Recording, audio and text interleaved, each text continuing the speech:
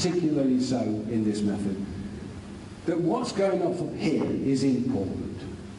The way you're thinking is important.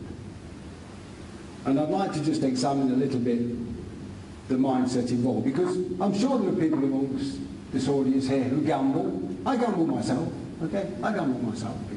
But what I want to do is to take you out of the gambler's mindset.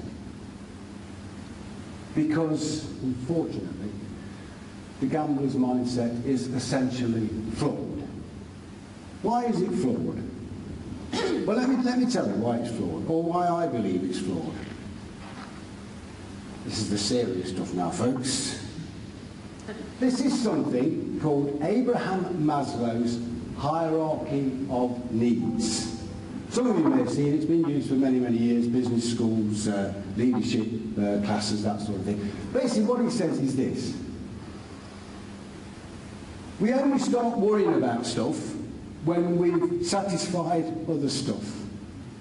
In other words, there are different levels of the pyramid, and you only worry about the third level when you've looked after the first or second level. Better way to put it. Let's say a man is struggling to put food on the table for his family. He isn't worrying too much about what model company car his boss is going to buy him. You see what I mean? We only worry about that sort of thing when there's food on the table. If you're homeless and you're living huddled in a doorway, you're not worried whether Katie Price is going to do the next Bush Tucker trial, are you? You know, you've got more things to worry about, right? You don't care if Joe McKelvey wins X Factor, right? They're not concerned, right? Because your concern at the moment is keeping out of the rain.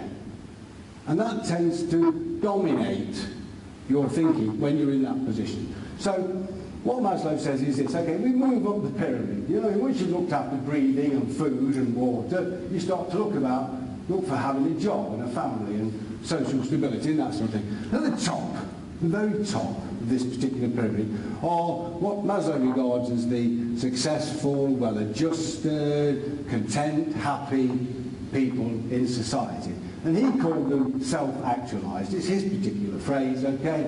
Basically, it just means they've read the writing on the wall, they know how many beans make 5, and they've got it sussed, right? So they can now live happy and successful lives.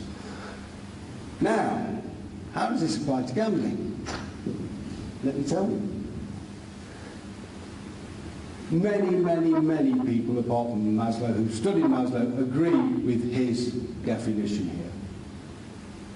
These are the 3 tenets, the 3 characteristics of self-actualization. Forget 1 and 2, I'm not bothered about them for the minute. Look at the middle one. Detachment from all outcomes. Now, students of Maslow have taken this idea, obviously, put it into their own words, and essentially what they've said is this. If you want to achieve success, you do what you do in the best way you can, whilst remaining completely emotionally detached from the outcome. Can you imagine being like that? I wish I was like that. Because I'm always worried about the outcome of what I do or the effects of what I do. But no one's more concerned with the outcome of a situation than a gambler. And if you doubt that, please go to a horse race meeting and observe the complete emotional detachment from the outcome just as a horse race is finishing. Yeah. Glorifying the silence. You know it's not true. You know it's not true. So, isn't it funny that gamblers do exactly the opposite to what is required for success? I think that's an important thing to realize. So I want to take you out of that gambler's mentality. I want to get you to the situation where all outcomes are good.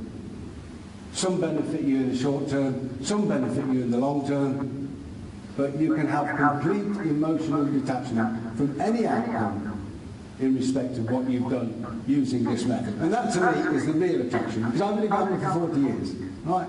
And what I love about this is I don't care what happens. They're all good. Just a boy, I mean, It's said in different ways, isn't it? Look at Rudyard Kipling, the poem. If you can meet the triumphant disaster and treat those two impostors the same, the gamblers treat triumphant disaster the same. They don't even know they're impostors, right? Triumph is winning over the moon, Jim. Disaster is losing down in the dumps. So let's realise that gambling is essentially flawed.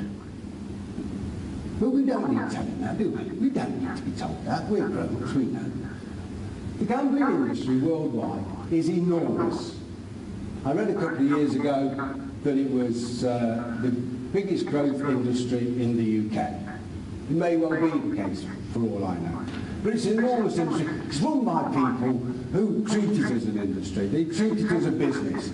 They're not gamblers. And the one crux that this enormous industry relies upon is this: gamblers lose. Because if gamblers won, there would be no worldwide gambling industry if you think about it. There'd be no William Hill, there'd be no Ladbrokes, there'd be none of these poker casinos and all that sort of thing. The only reason this enormous industry, and it is truly gigantic, is because gamblers lose. Their thinking is essentially flawed.